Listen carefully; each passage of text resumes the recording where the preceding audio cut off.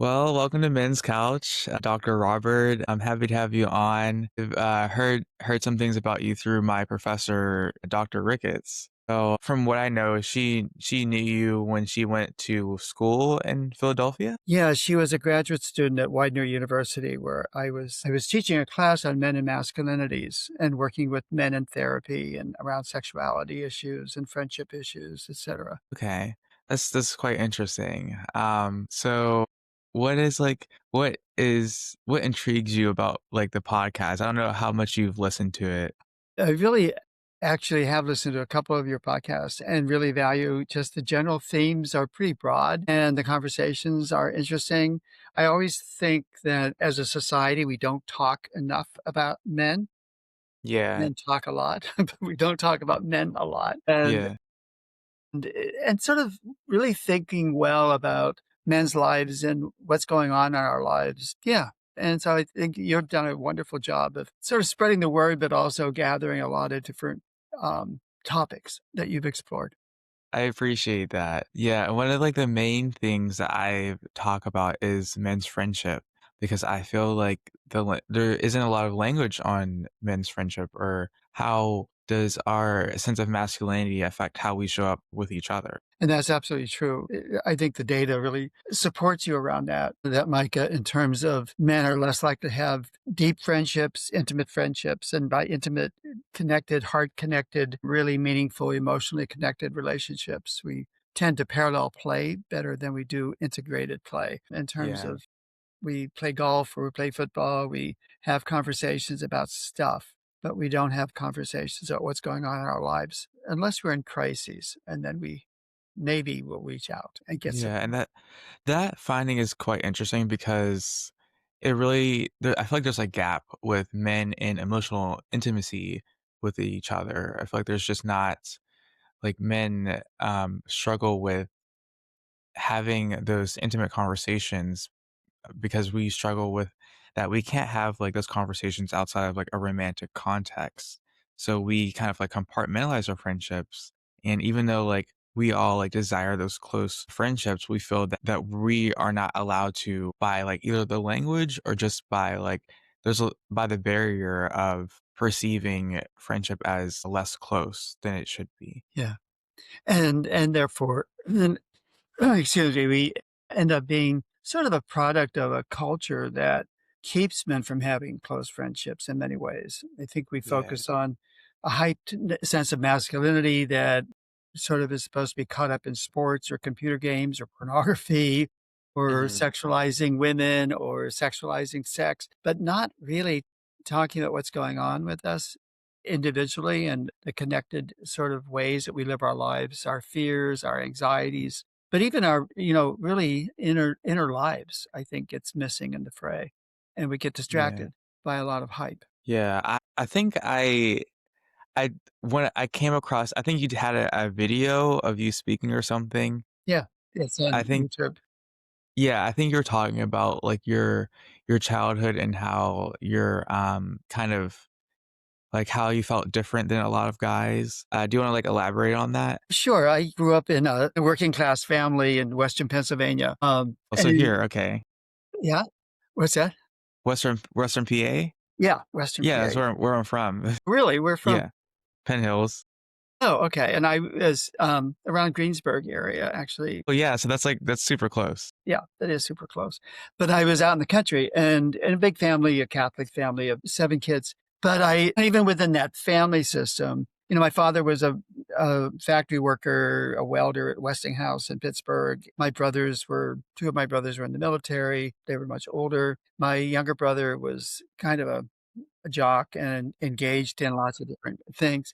But I was interested in theater. I was interested in dance. I was interested in more intellectually oriented things like philosophy and theater and stuff. And so I didn't fit in very well in this family system. I didn't hunt like my brothers and even one of my sisters did. And I didn't have an interest in fixing cars, particularly, even though I admired that they could. But I was kind of an outlier in that system. But even then within high school and elementary school, my interests were much more geared towards performance, towards dance and music and theater, and I was on the debate team and things like that, but I wasn't an athlete, I wasn't a jock.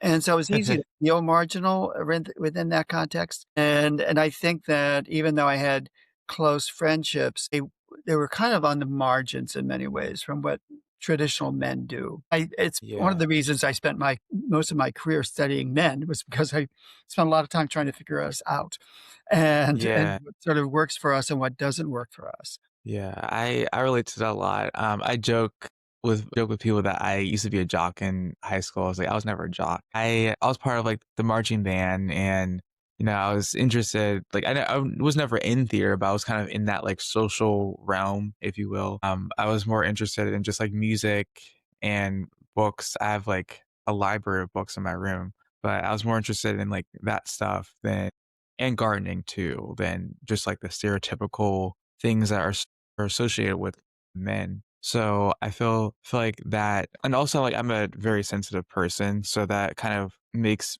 me, like you said, kind of like on that margin of men that are just like we're down to earth, we're sensitive, and we don't like fit that traditional hyper masculine ideal, and that could sometimes cause like a lot of conflict and a lot of just I guess like feelings of like sense that we're different, and it's not until we find our like group of people that we can really feel grounded within ourselves. And I think that affects friendship because we feel like we have to show up as that like the hyper masculine guy, but that's not really who we are. It's interesting. Probably said this in the piece that you saw on YouTube, but in my public talks around, even the language of masculinity. When we talk to each other, we tend to be more abrupt. We tend to say, "Hey, how's it going? Love you," or "Hey, what's up?" And we don't really tell. Sort of emotional language isn't even part of our language. Sort of Yeah. interconnectedness, and so we don't say "I love you." We have to say "I love you, man." I Hey, you're don't cool. I honestly don't like that. I know. It's It's annoying. a drive-by, right? It sort of, like, doesn't really show a lot of emotions. It keeps us from feeling we can show an expression, but we don't have to be suspect whether or not we're being too emotional or too Yeah. intimate, and It so we always break like down a lot with we avoid intimacy, I think, is part of that languaging that we try to avoid. yeah. Yeah, what were you gonna say?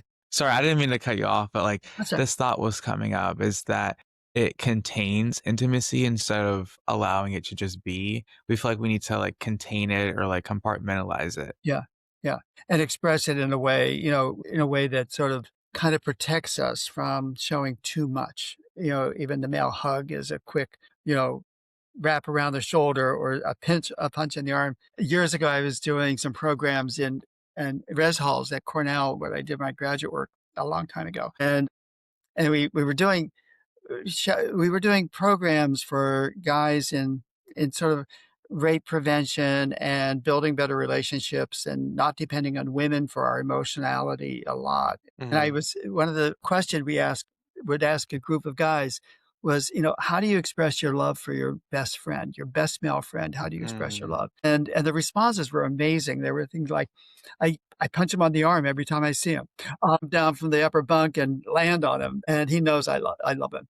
And so it's oftentimes expressions of kind of physical aggression or hyper teasing, Mhm. put downs, ridicule, those kinds of dynamics that are displays of affection in an odd sort of way. But just being able to make eye contact, just to be able to sit close to another guy and have a conversation as opposed to across a table or make eye to eye contact. One of the things that research shows that men, when we talk with each other, are less likely to sit close to each other when we talk. Women are likely to sit closer to each other. Women sit sort of like 6 inches apart. Sit 12 inches apart. And I don't think it's because their penis is going to get in the way or anything. It's just because they kind of like, oh my God, I don't want to get too close. I think it's more like the fear of like, oh my gosh, I'm having like, an erection or whatever. Yeah. So it's just they're really afraid of that. I don't want to be misinterpreted. Right. Yeah, they're afraid of that, and they don't and they're I feel like it's just goes to, like, a lot of men aren't comfortable in their own bodies, so we're not, like becoming comfortable close with another guy, it becomes Yeah. like a whole different, Yeah. system or like conflict. And it's just, we're so like afraid of being perceived in a certain way that we let that limit ourselves. Right. Yeah. And we are very spatially oriented in terms of making sure we have a certain amount of distance when we're Yeah. it's like when we're sitting together, we're sleeping in a tent together in sleeping bags, we make sure that they're far enough apart. We don't sort of just connect in a safe way. But even the eye contact, the languaging that we do, all kind of we avoid direct eye contact when we talk. Mhm. We're much more likely to look away and say, "You know what? I've got a couple of things I wanna share with you, man." And we'll talk moving our heads around instead of just saying, "I've got some stuff I wanna share with you," and just looking at each other in the eye for, while we're talking.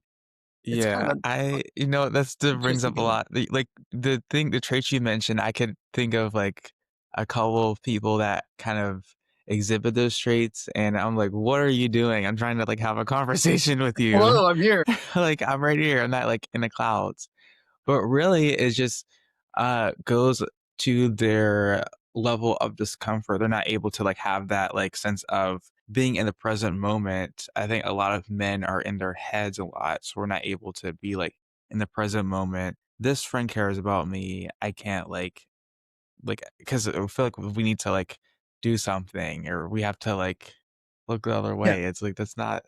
Yeah, yeah, and the avoidance of intimacy, um, I think is one of our kind of the ways you don't get suspicious of being gay or Yeah, aren't suspected of being gay or too much or scary in some ways, "Man, back off a little bit, would you?" Those kinds of behaviors that yeah.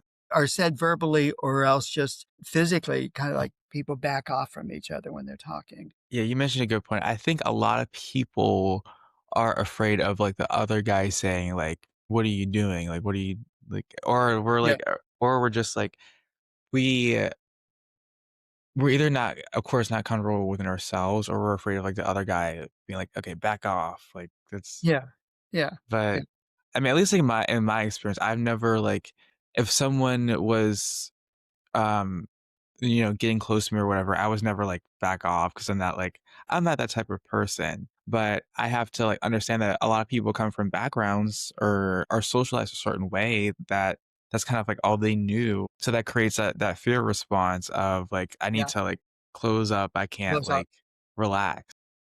Well, you're onto something with that, Micah, as well, because there's a whole long kind of whole long conversation, a lot of research around men's dependency on women for emotional connection and for physical Hmm. connection. And so it's almost like women can feel like they have to carry the weight of emotions for men. If men are going to cry or have feelings or feel depressed, they're more likely to tell female about it than they are to tell Mm, another male about it and yeah. depend on females to help them through things rather than talking to another guy about their feelings and about their neediness.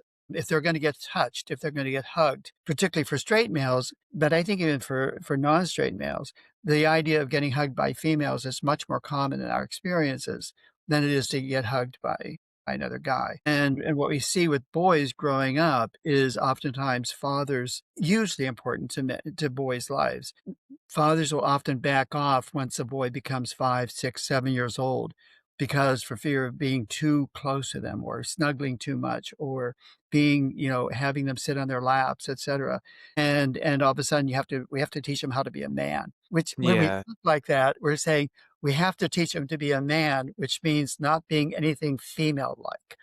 And yet what you were just saying about having emotional awareness, having interest in being close to people would make you a much better dad than somebody who isn't comfortable being close or isn't comfortable about being emotionally connected. And Yeah. so boys often grow up thinking that they can't be like girls, but they also can't rely on men for emotional connection and physical touch. And so they learn really often to get that from their moms or get that from their girlfriends or their female friends rather than from Did other you guys. have you ever read this book? Yes. Okay, because I was like, this what you're talking about sound like I read it like I actually like went through it a few times because this is like very interesting about the socialization, and I think a lot of men are more comfortable reaching out to women because that was mirrored by their mom. Their mom Mhm. was seen as like the Mhm. nurturing presence, Mhm. the caretaker. So that created that internal lens within them that I can't like men are just like all men are just um like cold and like distant because they haven't received that from their father. Yeah. And it's not true for all women aren't nurturing, but men are more likely to receive that nurturance and emotional connection with their moms and not less with their dads. And some dads are Yeah. incredibly wonderful, emotionally connected. Some moms just don't have that.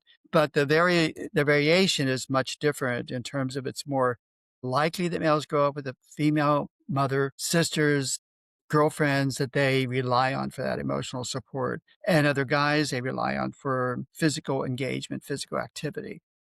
And Mhm. yet we all, males and females, have the capacity to do that for each other regardless of our Yeah. gender, but we don't develop it I very. think people, like, kind of forget that we all have the same capacity, it's just we're not equipped to express it, and I think men in particular grow up with a capacity, but it's so buried deep within them that they don't even know how to access it. So I think it's just a lot of retraining. And I think when it comes to friendship, I think that's why because men don't know how to access that sense of that like emotional self or like that internal self that relates to like what a lot of like the language we're seeing like now of the loneliness epidemic. What have you like noticed about the language or like what has been said in media or just maybe even like in people that you know? Well, a couple of things. I was a professor for 30 years, and now I'm a full-time therapist, and so in my therapy practice, see a lot of men. And a couple of different themes that come out, and it's always been the case that we as males are more likely to commit suicide, Yeah. overwhelmingly more likely than females. Females are more likely to attempt suicide, but not pursue it and successfully. Yeah. Males are more absolute. We shoot ourselves, we wreck our cars into trees, we do all kinds of things to kill ourselves. And it's more like from what I've gathered, it's more like dangerous Yeah, very than dangerous, very much more likely to end up in death. And we do it at it's an interesting piece for me at least, is that the 2 most likely times that we're going to be suicidal is in our teen years as males. Mhm, And I think part of that is the feeling of isolation, the fear of being marginalized, the fear of being different, inadequate, not measuring up to other people's expectations of what a guy should be. mhm, And or in their 60s when we retire, because mm, most of men's friendships come out of a workplace situation. And once we leave work, we stop having the ability to have regular friendships, yeah, and particularly friendships that are meaningful to us. And so we'll play golf together or we'll shoot baskets together, but we're not going to have deep conversations. And our careers give us a purpose, and we're more likely to be less emotionally connected to our kids. And mhm, it's one of the joys of my life is, being a dad of adult children now and having grandchildren, but I see my ability to be connected to them to be wonderful in a way that my father's ability to connect to his kids once we were raised just yeah, wasn't there. It wasn't sort of like, how do you have this relationship that's meaningful? I think we get lost in yeah, we lose the ability to feel as connected as we want to feel, which is why the loneliness, males report less likelihood of having close male friends that they can share time with, that they can share feelings with, that they feel like they want to spend a time alone with, unless they mhm, belong to a poker club or a team of some sort, just to spend time going for walks in the wood together without having to be hunting. Going, yeah, or having to do something. yeah, yeah, So yeah, I like that you touched on a lot of points. I think one of the points that you touched on was the fact that the career thing, I think a lot of men are focused on the job, the career over like the relationships around them. So that might create that gap. So like when they're older, they're like, well, where's my community? Where are my people? So I think yeah, that priority, not that like prioritizing a career, that's good, but like I feel like if it's not balanced with community and people, then that's kind of like it over time creates like a kind of like a shell where you're just like kind of Yeah. you're so focused on that work becoming your identity Yeah. that the people around you, it's like, where are the people around you? Yeah. And the connecting piece for me around that is that we get rewarded sort of for our careers, for our Yeah. accomplishments, and it's where we get praised and we long for it. You know, all of us as humans desire to be desired. We want people to want to see us positively, and the workplace provides a setting where we're most likely to get that back. Have emotional sort of intelligence, if we're easy to connect with, if we're easy to know, then we have that in our family systems too. But if Mhm. we don't have comfort sharing, if we don't, you know, the piece for me is we don't have, if we're not comfortable with being vulnerable, Yeah. it's hard to have intimacy. And so one of the things is in my therapy practice that I often get men who come in to see me and I'll say, "So what brings you in?" And they'll say, "My wife." And I'll say, "So what is it about your wife that she sees in you?" She says, "Well, she just thinks I need help because I Uh, won't talk and I don't share anything with her. And I just have, you know, kind of a I watch TV or I play sports or I do XYZ, but she doesn't feel like she knows me. I'm hard to get to know." mm, that's And quite common. and it's an interesting frame because if somebody knows me, that means I've been vulnerable to them. They know Yeah. my fears, they know my joys, they know my interests, they know my sense of who I am and what my life has been like. But if the only Mhm. thing you know about me is that I can shoot a good basket or I can fix a car or I can Yeah. defend you in court because I'm a lawyer. If that's all you know about me, that's pretty surface. But if you don't know Yeah. anything vulnerable about me, then you don't really know me. So, as a college student, what I notice is that some men have a natural like ability to be vulnerable and to have genuine conversations. And other men, sometimes you just have to like you kind of have to be like if we're well, it will be like I'll be vulnerable first, and that gives them room to open up. Some men, it's just like they can't be vulnerable unless they're drinking, and Yeah, it's just well, it's not like to me when I've experienced men being vulnerable like in a context of drinking, it's just well, it really shows me that you're not really comfortable with yourself and you're not comfortable with being emotionally present because you just feel like you need like a controlled situation, yeah, if that makes sense. yeah, yeah.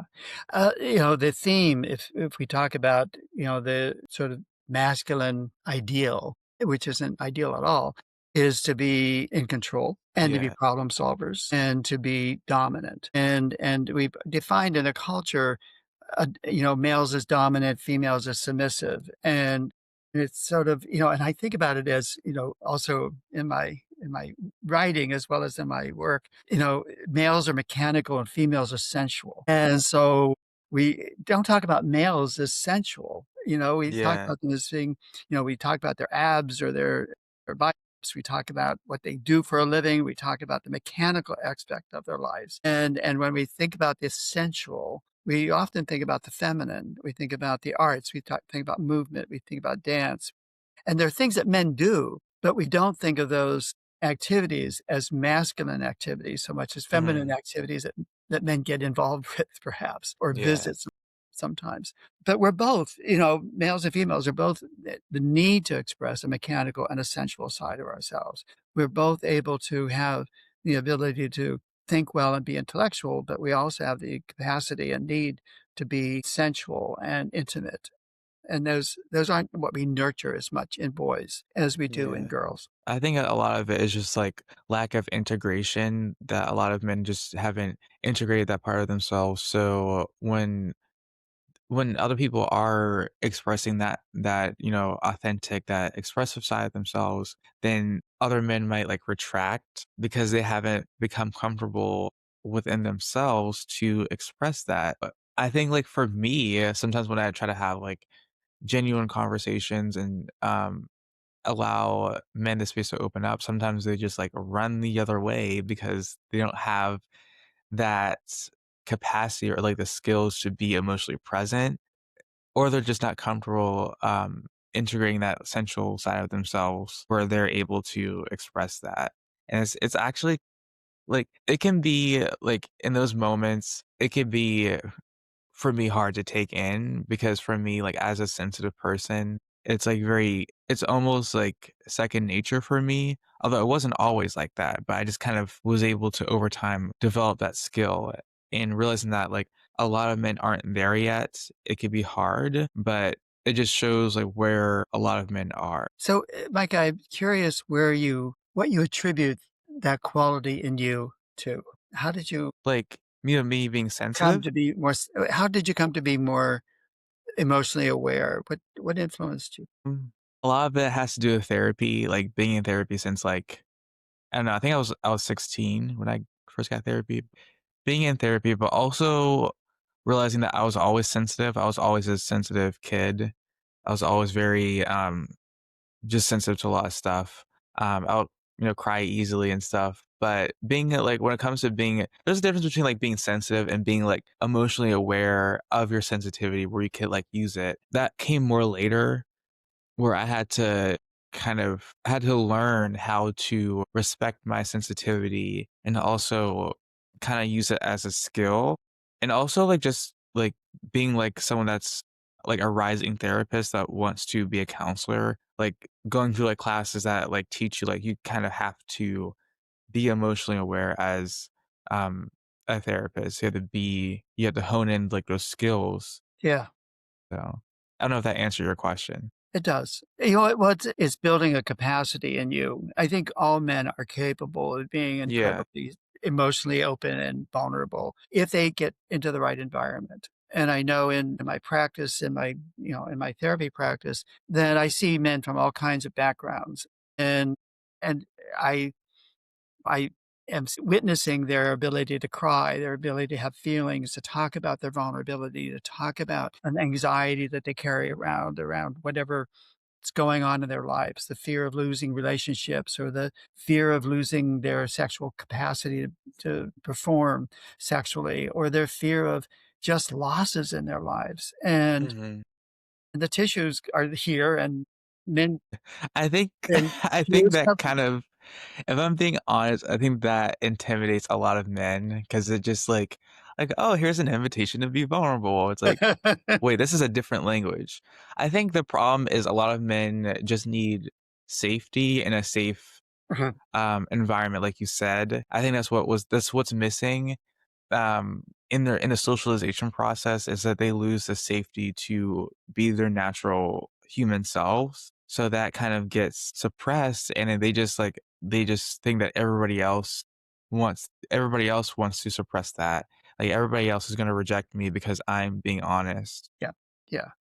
And for many men, there isn't a role model in their lives of men who encourage their own sort of or display their own emotionality or Mhm. encourage younger males to be emotionally available or emotionally connected. And so if we don't have an image of what's possible, then how do we ever feel safe showing that side of ourselves? And I feel like in the therapy office, it's a place where if you're not vulnerable and if you're not emotionally connecting, you're not really doing therapy. You're doing idea exchange, but it's not an idea exchange place. It's about what's going on with you? What are you afraid of?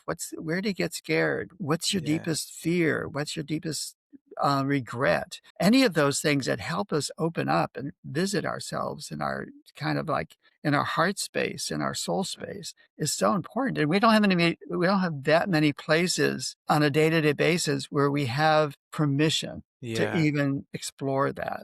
And I feel like, as an up and coming counselor or a therapist yourself, that's your work is to hold the space Yeah. for men to experience a deeper part of themselves than they've been allowed to have in the past. Yeah, I think the problem is because when we don't have a role to play or when we're not like either the helper, when we're not like the fixer or the achiever, then we kind of get uncomfortable.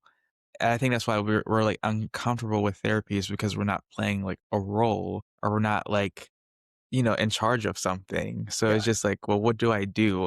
yeah. You want me to sit here and just be Just present? Like I don't know how to do that. So that it's makes just you nervous, right? Yeah, yeah, so yeah, it like, um it's that, like, that role that we don't know how to be without, and so when it comes to, friendship, I think men sometimes approach friendship with, like, having needing to have a role to play. No, for me, it was, like, for me, like, for a while, it was just, like, being the helper, like, feeling that I needed to always, like, help people, like, as a therapist, like, I was like, "I need to help," be the therapist friend, but over time, I needed to realize that this was, like, taxing on me, and this is actually not healthy.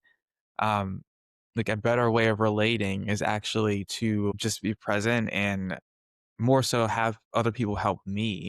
I needed to learn it, like, through college, my freshman year especially, I needed to learn how to have other people help me, especially my roommate, you know, initially, and I tell people, like, I joke about this, like, he kinda forced help on me because like, I wouldn't allow him to help me move in, but, he was like, "No, I'm just gonna help you anyway," and that's kind of how we became friends is just allowing him to just be there for me, and initially it was uncomfortable, but now it's just like it's just natural. I think over time, if men could get to a place where they're having other men support them, I think that's when we could have better friendships. I think the problem is that allowance and also like knowing how to be emotionally present. And that's that practice, it's being able to witness in another person that other men can do that. We have sort of two thoughts. One is that we have sort of a private life and a public life, right?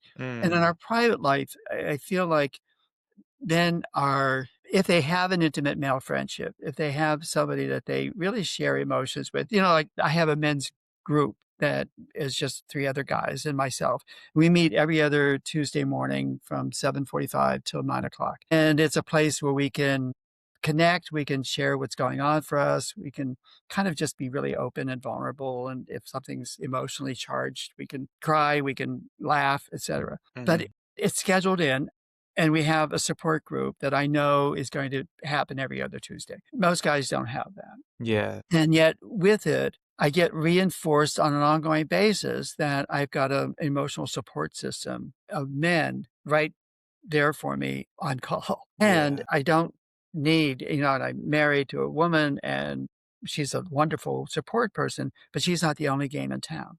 Mhm. And for a lot of men, they don't wanna show up as needy to their spouses, and they also don't show up as asking for help from others, and so what happens is that we implode, and part of the suicide thing is that isolation, but we also die earlier than women do, in part because we don't take good care of our health, but Yeah. also from heart attack, from anxiety that we don't acknowledge we have, from a sense of isolation that we commit, we get into depression, and it Mhm. goes undiagnosed and doesn't serve us health-wise at all. And so we end up sort of not seeking therapy to help us. I have this framework that, you know, in my public talks about how we have a society where, you know, women go to therapy and men go to prison. It's true. It's like, so what's wrong with the variables here? And why are we doing this to men that makes them think that there's just the way I am? Terry Reel's book that you held up, I don't want Oh, to yeah, this book. his work is really good, and it was sort of like an eye opener, and there's another book by Naomi Way is her name, I think I have that. Yeah, I have that right here, yeah. and her studies of boys and developmentally for boys is that boys have secret lives. They often, by the time they're in junior high school, middle school, they have one male friend, if they're lucky, that they share, all the puberty anxiety with. They Mhm. share stories with. They have crushes, etc. But they do it behind closed doors. So Yeah, and that's what I started talking about in terms of males have private friendships that can be intimate, like my men's group. But my men's group isn't on display to the world. It's very yeah, private. If you look at most men's lives, you don't see intimacy being acted out in a public situation. You see games being acted out or attitudes being acted out. We have languaging that we are masculine language. We get pissed. Or we say, fuck you, or we sort of, use our rough voices and, yeah. hey man, what's up? As opposed to, I care about you. How are you doing? I think And what a difference in terms of how we yeah. talk to each other even. Yeah, I think that's part of what contributes to the shame around intimacy in male friendships is because it's seen as like a private thing. Again, it's like Yeah, compartmentalized into this one area of my life, and it's not normalized in a general sense. So we just say, okay, this is just this one area, and that like sense of having two lives creates more shame if you're not like integrating that, and if yeah, you're not, like, having that, like, become just a normal part of your life, then it's just over there. It's just not. yeah. And that sort of isolation is that we don't feel like we can expose that side of ourselves for Yeah. fear of being judged. And as I was saying as well, you know, even the language we use, we don't say, "Oh my god, you mean a lot to me. I wanna know how you're doing." We just say, "What's up?" It's very different in terms of what the Yeah. invitation is to say. If somebody says, "What's up?" "Hey, nothing." But if somebody says, "I really care about you. I wanna know what's going on for you," it's an invitation to really share something because I'm showing my vulnerability by saying, "I care about you, Yeah. and then I'm concerned for you. Can you tell me what's going on?" is a much better invitation than "What's up?" You know what's funny? I don't even, like, I felt that's why, like, growing up, I felt different because I never, like, adopted that language. You know, people, like my friends joke that I'm, like, kind of an old soul. Like, the way that I talk, like, I don't even say, like, "Hey, bro." Like, I don't say that. I feel weird saying that because it's just not me. Yeah. And I I don't feel think like it's it's anybody, more. but go ahead. What's that? I don't think it's really anybody, but it's a script that we learn, but it's Yeah. not who we are. It's kind of for me, it's like a passive language because like, if for me, if I can't use language if I don't mean it. Like, I can't say, like, "Hey, bro," or, like, I that's just not me. So, um, I think that's also, like, I feel like for a lot of people, it's like a protective barrier, against seeming like you need something. Yeah. So, Yeah. it's like that kind of like a protective barrier. It's like having that stoic language. It's just, um, like, I'm secretly asking for a connection, but, like, the way it's coming out is I'm not actually, like, I don't actually want it. Yeah. Yes, and I don't know what to do with it, or I don't know how to give it back, or I feel awkward with it, which is Yeah. I think a lot of men are afraid of that, like, awkwardness, and my, like, advice is that if you, like, actually want, like, real authentic friendship, you're gonna have to go through, like, a lot of stages of awkwardness and being uncomfortable and getting out of your sort of, like, your attachment barriers. Like, for me, I'm, as a therapist, like, I kinda wanna work in, like, a lot of, like, attachment and, I know it's becoming like a more widespread, use, in jargon, so I kind of wanna it's like my perspective is, you have to realize how you've been socialized and how, like, your attachment comes across. I think a lot of men, and this is like a generalized statement, that I think a lot of men are, like, more of the avoidant attachment, more, like, avoidant of intimacy, so you have to realize that you have to ask yourself, "Is this actually helpful? Is living like this actually helping me?" yeah. Well, and it fits with the avoidance pattern also fits with kinda like this you probably are familiar with the 5 love languages, which is a Yeah. whole book of useful thinking. But the love language for males is more likely service. You wanna you know, I wanna make sure that the plumbing works, I wanna make sure that the car's fixed, I wanna make sure that I'll service your needs, even sexually, as opposed Yeah. to the love language of emotional connectedness, of touch. Mhm.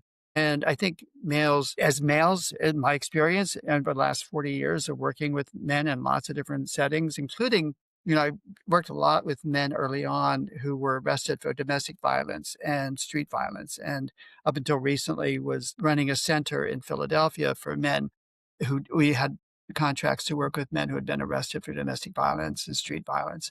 And one of the themes that comes out of men, whether it's from men who have been adjudicated or come up with a law because of behaviors, or men in my private practice who haven't been arrested, but who have troubles with attachment. Yeah. Why did you beat your partner up? Because she dissed me, because she disrespected me, because it wasn't like the ability to say, "I'm really hurting, and I really need you to, to hold me." Yeah. Instead, it's gonna be, "If you're not gonna let me do whatever I wanna do, then I'm going to fight you. I'm gonna blow up. I'm gonna hurt you." Yeah, it goes like I feel like aggression is like the first Yeah, option for a lot of men where like when we're not regulated, it's just I'm gonna go to this, I'm gonna puff up and just, yeah. lash out. Puff up and blow up. Yeah. Yeah. Puff out and blow up, which is or shut down and disappear vis-a-vis, Yeah. self-harm, but and do drugs or do some escape drinking and do some escape activity that's gonna pull us away from really engaging authentically as men with others, whether with women or with other guys. So we sort of live in, and I think there's a general theme, and maybe it's different in the United States because I see it as more pronounced here, but their fear of being seen as weak or needy Yeah. is pretty Or high on the human, charts. because really what it is just this you're just human. Yeah, that's true. And even that humanity, I just laughed at what you said because it's true. And even we smile less Yeah. than women do. We smile and we laugh less than women do. And if we laugh, it's more at making fun of somebody or making fun of something, as opposed to just enjoying ourselves and Yeah. laughing. In the same way, we cry less, and it's our tear ducts actually atrophied if we don't use them. Wow, I didn't know that. It's an interesting piece of side information because then we have to open them up again. Yeah. And let ourselves do it. But it's that closing down that we experience that blocks us out of it, becomes a much more rigid sense of ourselves. I don't have the ability to open up. It's what she does. I don't do that. I don't show my Yeah. emotions. She's too emotional. And the other piece of it is that we don't have as much patience for a lot of guys. They become impatient with their female partner's emotionality because emotions are hard to handle if we don't have them ourselves. And so Yeah, it's and it's harder to be also patient. like, emotions aren't like A plus B equals C. So I think because it's not, like, so linear or it's not, like, about solving something, but it's more about being present Yeah. that we're like, "Oh, I just need to fix this within, the other person," just like, "Come on, you're okay." Yeah, Like and yet, if another person's crying, which is the beauty of it, if somebody's crying, the best thing for any of us to do is say, "Wow, I wanna support your keep crying. There's something going on. I wanna be here for you, and if you wanna be held, I'll hold you. If you want a tissue, I'll give you a tissue, but don't stop crying until you're finished, and then if you wanna talk about it, let's talk about it." I joke with my friends that well, my male friends more that I try to make them cry because I feel like they're like on like the verge of it, and I just Yeah, like if I because usually I feel like for men, what makes them cry is actually like being kind and being present in their whatever state they are, because that like triggers within them that sense of what they like kind of never had. It was yeah, like, oh my gosh, what is this? Like this person's being kind and accepting. I don't know how to, and like I feel like the body doesn't really know how to react because they've been so used to having that rejection of their emotions. yeah. So like it's been kind of all like it's kind of like a volcano, like if you will. No. It just kind of like just But comes out. it's an opening up of, and that's what I think happens in, certainly in therapy with my experience, is that because I am empathic, because I just bring up issues that I'm working with guys who are struggling on some level with some aspect of their life, whether it's Mhm. their marriage or their relationship with their kids or their own sort of experience of some place they are in their lives around sex, drugs, rock and roll. But I'm just sitting and witnessing it, and I'm saying, "Tell me more about that. It sounds like it's really hard Yeah. for you. Tell me more," as opposed to, "I'll tell you how to figure it out." But just Yeah. opening up and the invitation to tell me more engenders a going deeper and going deeper, and the deeper I get, the more I'm touching my emotions, and the more I Yeah. touch those emotional aspects, the more the tears are gonna come or the feelings are gonna surface. But if I just respond to the tip of the iceberg, I'm really upset about my wife wanting to leave Yeah. or something, then if I say, "Well, I can understand that," but I don't say that. I say, "Wow, tell me more about what it's like for you." Yeah, because if you, like, address the, like, surface stuff, then there's no Yeah, room for, really digging deep. I think, like I think a lot of men are good at addressing, the symptoms or, like, what's the problem, but we're kind of, like when it comes to, like, dealing with, "Okay, how does this, like, affect you?" We kinda yeah, don't know how to, yeah. like What's the feelings that come with the problem? Yeah, And, the classic I was thinking about as you were talking, the classic, 2 guys saying, "My wife is really upset with me. She might want a divorce." And his guy friend at the bar says, "That sucks. Women are just difficult." End of conversation, right? Let's have another beer. But, the reality is that I'm scared. What that guy is saying is, "I'm really scared. I'm really worried. I don't know I'll be alone. I don't want this marriage to end." There's so much more there. yeah, But the response he gets from other guys is, "That sucks," and yeah, it never goes any deeper than that, and I and think so that's where we miss each other so well, so much. I think because of that, like, I feel like, those interactions validate the fear of opening up, that if I open up, then I'll just get, like, that that response. So that validates, like, this self-fulfilling prophecy of, I need to handle everything by myself, when really it's just, like, you need, like, safe community. Yeah. So I wanna share just a piece of research that I did with a colleague of mine a few years ago. We did a national survey of men and friendships, Mhm, and we sort of did it through when I was still at the university, but we did it online. We had 400 responses from men from 18 to 82 years old, a pretty equal distribution of proportion to the population of white men, African American men, Hispanic, Asian men, asking them about friendships mhm, and what it means, what their closest male friendships are, and what do those friendships involve? And about a third of the men responded by saying they don't have 3 close male friends. mm, So this is out of a population of 400. I don't have any close friends. I just take care of myself, period. Another third said, essentially, I really would like to have male friends, but I don't know how to find them, and I don't know how to mhm, have them. I have guys that I know, like all of us do, but as close friendships, and we defined a close friendship, particularly an intimate friendship, as friendships that you could trust, that you could show emotions to, that you could rely on for their support, that you could feel close in terms of knowing that they're going to last in your life for a long period of time. They're not transitory, et yeah, cetera. There were 8 different variables. And so the third said, I've never had one of those. I don't know what I would do with it. Another third said, I would like that, but I don't know how to create those friendships.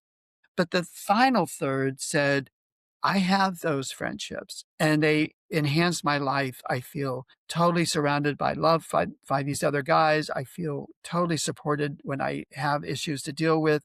I totally know their lives and their backstories and the secrets that they keep. And I feel really confident that I can sort of be seen and also see other guys and feel really yeah, secure in that. But it was of interest to me that those guys who had those relationships wanted more of them. The guys who mm. didn't have any of those relationships didn't even know what that it was possible. And Yeah, a I think a third of lot them of men wanted. are in that stage of, like, because they either haven't, like, experienced it, Yeah, ventured out and experienced it, they just think that this is, like, not possible unless yeah, it's sexual. So I think that's why, because of, like, the lack of experience yeah, creates those narratives. yeah. Even when you put the word intimate friendships between men, the initial thought often the initial response is, "I'm not gonna have sex with men." It's like intimacy isn't about sex. But it's like, must be sexual. You're not gonna get an erection out of having a good friendship. You may eventually want to do that, who knows? But it's not what intimacy is. And even intimacy with a female, if you're straight, isn't about sex. And a lot of women do complain that the men that they're with only want to be intimate when it's going to lead to sex. Yeah, And and not that's when it's gonna lead to just a closer connection in the heart, a closer romantic connection, or just hugging or snuggling. But if it doesn't lead to sex, why would you do it? mhm, And if that's the only reason why we touch each other or that we are deeply connecting to each other is that it might lead to sex, we're not gonna have a whole lot of close relationships in our lives. yeah, that Yeah, I have a lot of female friends that I'm not, like, sexual with, so That you have intimate relationship with, it's emotional connectedness, yeah, yeah, yeah. and that's really I think important. is it almost Yeah, your I have a next. client coming in. This has been a wonderful conversation. Yeah, this has been, an awesome conversation, lots of insights, and lots of, like, other things to go into. Would you be interested in coming back on? Yeah, Anytime. so, yeah, Micah, I I have deepest admiration for you for doing these podcasts. I think it's awesome. thank you, I appreciate that. I'll definitely, like, reach out and see, like, what other things that we can go into. I know we touched, like, on a lot of tangents. I wanna explore more. Okay, we can go further. Okay, Alright, take care of yourself, and thanks alright, again. Take care. alright, Bye-bye. thank you.